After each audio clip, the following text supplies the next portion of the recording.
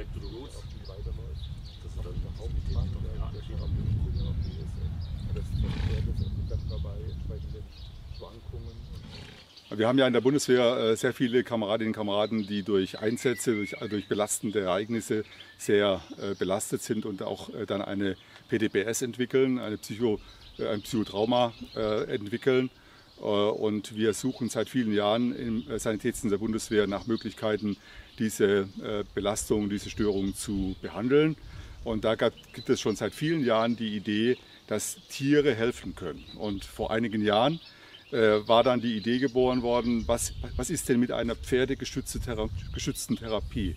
Und da wurde ich damals noch als Kommandeur in Weißenfels gefragt, ob ich bereit wäre, den Kameraden Fahn, meinen Truppenpsychologen, für ein Jahr nach USA zu schicken, wo eben eine solche pferdegestützte Therapie stattfindet. Und da war er dann vor 2 Jahren für ein Jahr in Colorado. Kannst du mal erzählen? Ja, sehr gerne, Generalarzt. Ja, ja, und aufgrund der Tatsache, ich bin ja auch ein bisschen dazu gekommen wie die Jungfrau zum Kind, also auch über Einsatzerfahrene, die so ein bisschen was damit zu tun hatten davor. Und die gewusst haben, ich bin pferdeaffin oder habe Pferde und gesagt haben, Mensch, du bist Psychologe, warum bietest du sowas nicht an? Und das war natürlich dann die Gelegenheit, wo ich gesagt habe, das wäre ja natürlich toll, also das wirklich dann da, wo es wohl schon lange praktiziert wird in Colorado Springs, machen jetzt schon seit 1999 an der Air Force Academy, da sozusagen direkt an der Quelle das zu lernen. Und ich muss sagen, ich war von der Idee her ganz angetan, gedacht, es bringt sicherlich was.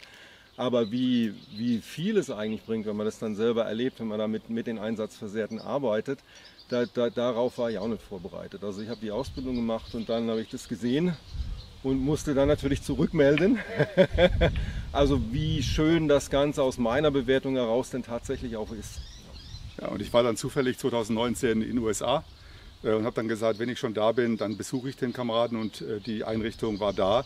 Und es war beeindruckend, wie diese Sache gewirkt hat. Ich kann mich gut erinnern an ein kleines Mädchen, ein junges Mädchen, was sehr klar beschrieben hat, wie ihrem Vater, der im Einsatz war und als Soldat und dann zurückgekommen ist, wie er immer schlechter geworden ist und wie auch ein Versuch einer Psychotherapie nicht funktioniert hat. Und dann hat er mit dieser Pferdeunterstützung angefangen und innerhalb von wenigen Tagen, 2 Wochen, hat sie, glaube ich, gesagt, war er ein völlig anderer Mensch. Und das ist schon sehr beeindruckend gewesen für mich. Und dann bin ich nach Hause und habe gesagt, okay, jetzt müssen wir das Ganze wissenschaftlich untersuchen und auf eine Basis stellen. Und deswegen sind wir hier. Genau, also in der Hoffnung, dass wir jetzt mit dieser Studie, also mit insgesamt fast 200 Probanden, jetzt natürlich mit einer ganz anderen statistischen Power jetzt zeigen können, dass das, was man so gefühlt auch erlebt und auch was was die Studien in den USA schon zeigen, also diese Tendenz, dass das dann auch wissenschaftlich wirklich erhärtet wird. Das Problem, was man ja in den Staaten hat, also mit den Studien, die bisher gelaufen sind, ist im Endeffekt, dass da sehr gute Ergebnisse erzielt werden. Beispielsweise eine Studie, wo man tatsächlich bei den Einsatzversehrten eine klinisch signifikante Reduktion an posttraumatischer Belastungsstörungssymptomatik hinbekommen hat. Problem bei solchen Studien ist immer eine sehr, sehr, sehr kleine Teilnehmeranzahl. Also 14 Probanden waren es in der Studie und das hat natürlich nicht die gleiche statistische Aussagekraft, wie wir jetzt hier sagen können. Mit den 140, die wir durchgeschleust haben durch die 2 Bedingungen, haben wir also ein optimales oder ein gutes Ergebnis erzielt.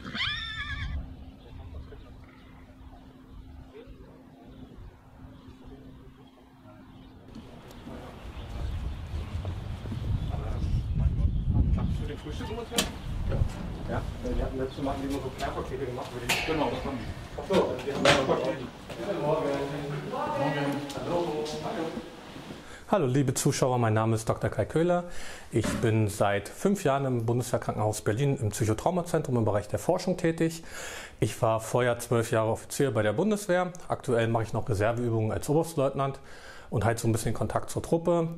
Ich würde heute gerne eine Studie vorstellen, und zwar haben wir eine pferdegestützte Studie, wo wir schauen, ob Pferde in der Intervention mit Soldaten einen positiven Effekt haben.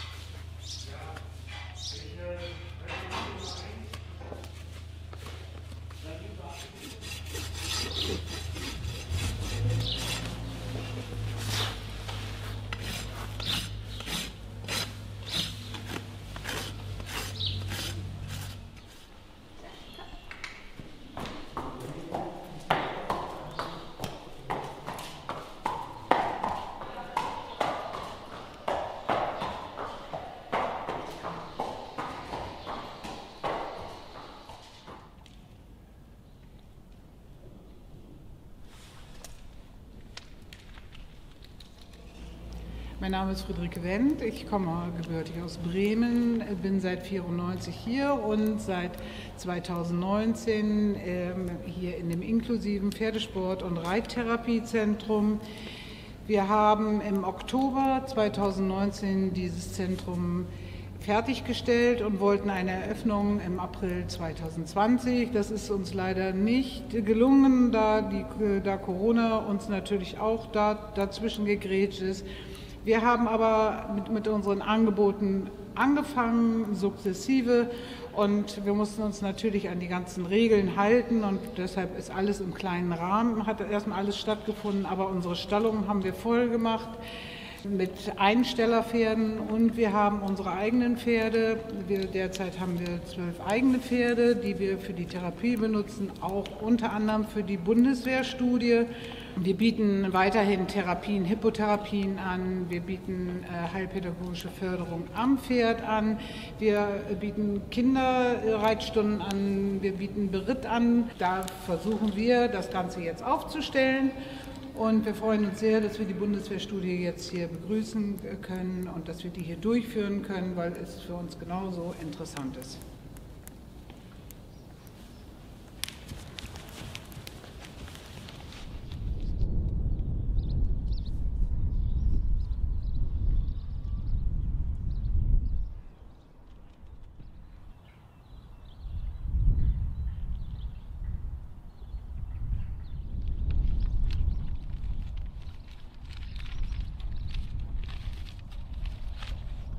Wir haben bei uns in vorhergehenden Studien festgestellt, dass es durchaus einen kleinen Unterschied gibt in der Wirksamkeit von Therapie bei Soldaten und der Wirksamkeit der gleichen Therapie nach Standardleitlinien tatsächlich bei Zivilisten.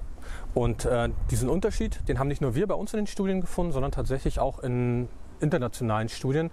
Bei den Amerikanern, bei den Briten, bei den Franzosen, bei den Holländern findet man immer, dass die Therapie nicht ganz gleich ist. Und da haben wir uns gefragt, okay, woran liegt das zum einen und was können wir machen, um da diesen kleinen Unterschied, diese Restsymptomatik, wie wir sie nennen, zu verbessern. Und bei der jetzigen Studie geht es darum, in der Einzeltherapie zusätzlich zur normalen Therapie mit den Soldaten zu arbeiten. Insgesamt ist das angesetzt mit ungefähr 200 Teilnehmern hier in Berlin und in Torgau über ungefähr 6 Wochen. Mit 2 Terminen pro Woche. Die Bundeswehr übernimmt die gesamten Kosten, Anfahrt, Hotel, auch die therapeutischen Kosten, so dass wir am Ende sagen können, ist es etwas, was Soldaten hilft, über ihre Symptome, über ihr Trauma hinwegzukommen, oder etwas, was vielleicht nicht so gut wirksam ist. Und von den Soldaten, die teilnehmen können, sind das alle Einsatzfolgeschäden, die auftreten können nach einem traumatischen Ereignis im Einsatz. Das kann seine PTBS, das können Depressionen sein, das kann eine Anpassungsstörung sein, das kann so somatische, also eher so körperliche Sachen sein.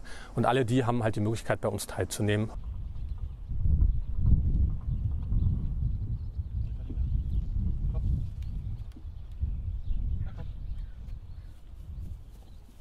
Mein Name ist Sonja Heinrich. Ich bin im Sozialdienst beschäftigt, im Psychotraumazentrum im Bundeswehrkrankenhaus Berlin.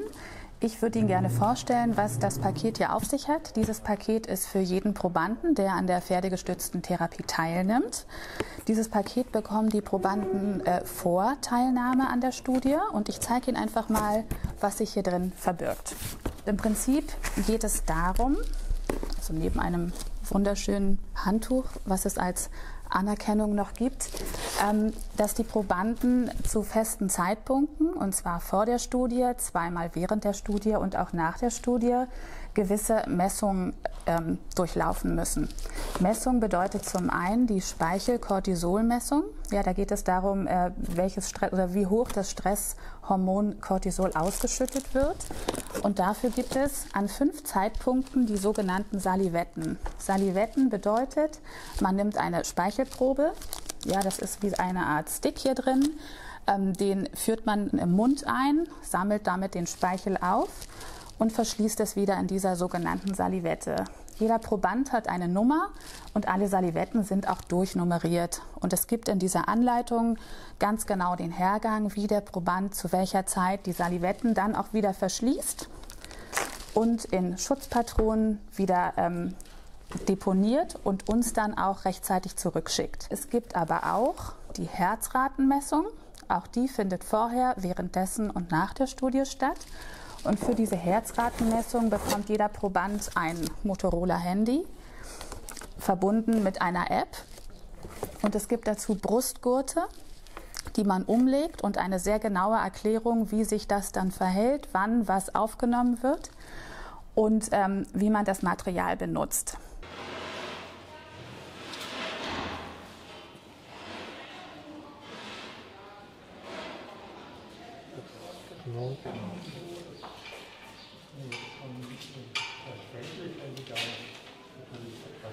Noch bist du tot? Jetzt geht's los. Fast eine Herzrate von 104, ein bisschen höher. So viel riecht jetzt. Genau. Also wir haben das Gerät jetzt angeschaltet und jetzt kommt es ans Pferd ran.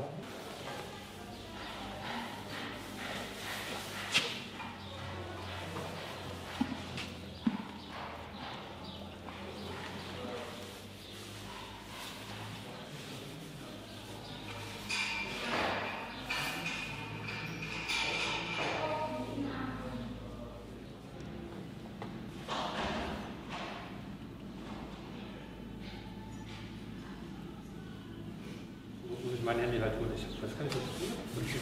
Sonst kann ich auch persönlich Hausaufgaben machen.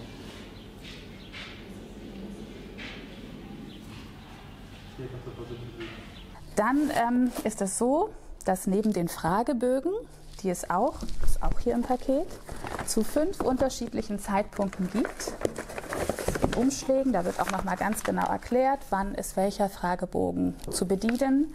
Gibt es Rückumschläge und die bekommen wir dann auch zu jeweils den festgelegten Zeitpunkten zurückgeschickt.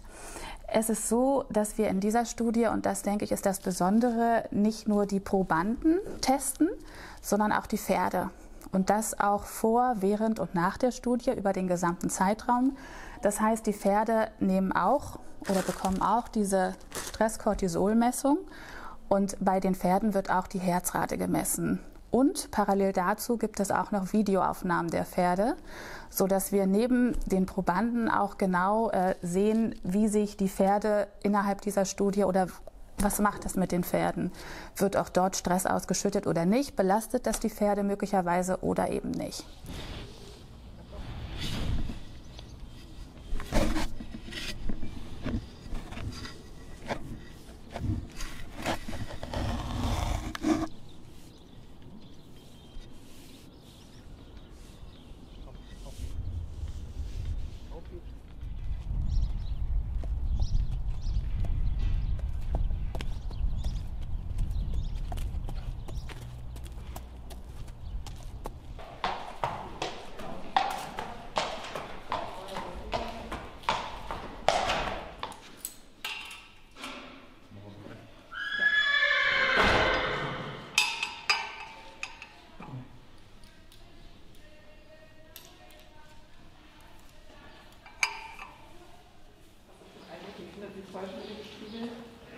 Nein, ist immer noch nicht so 100%ig.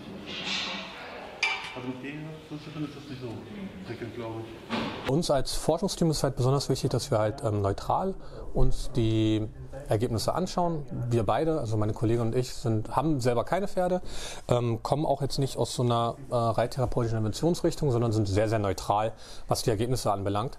Einfach um zu schauen, ist es tatsächlich was für die Soldaten einen Mehrwert hat, dass es was bringt im therapeutischen Bereich.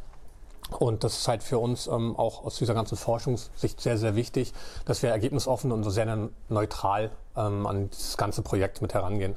Also wenn am Ende rauskommt, dass es was Gutes, dann würden wir das auch gern so weitergeben. Wenn rauskommt, okay, das ist etwas, was gar nicht so viel bringt oder gar nicht so viel Mehrwert hat, dann würden wir es genauso veröffentlichen und auch nach außen hin kommunizieren.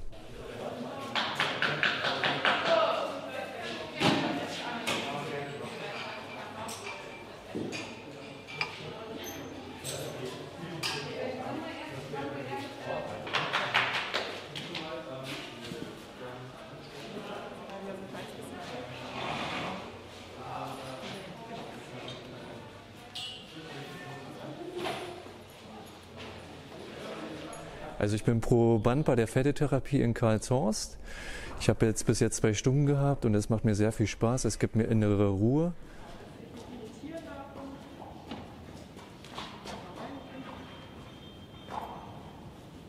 Weil das Pferd muss auch einen folgen. Man muss also auf das Pferd eingehen. Das Pferd geht auf mich ein.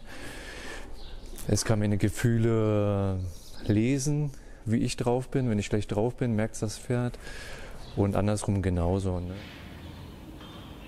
Würdest du sagen, ist sie schneller oder langsamer als du? Ja? Welche synchronen?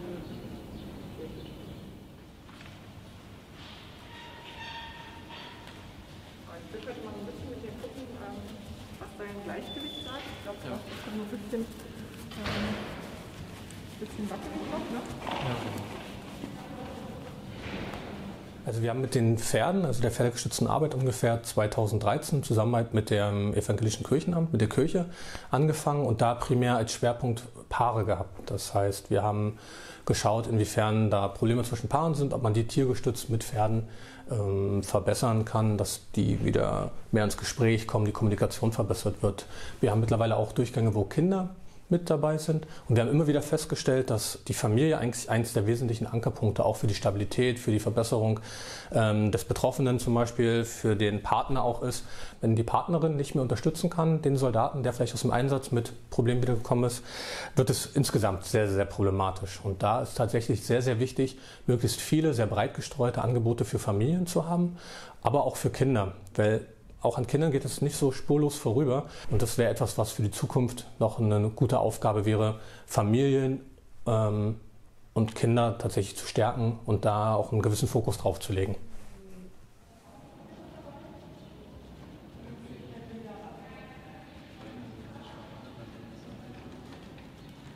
Und ich würde mich freuen, wenn es dann irgendwann umgesetzt wird.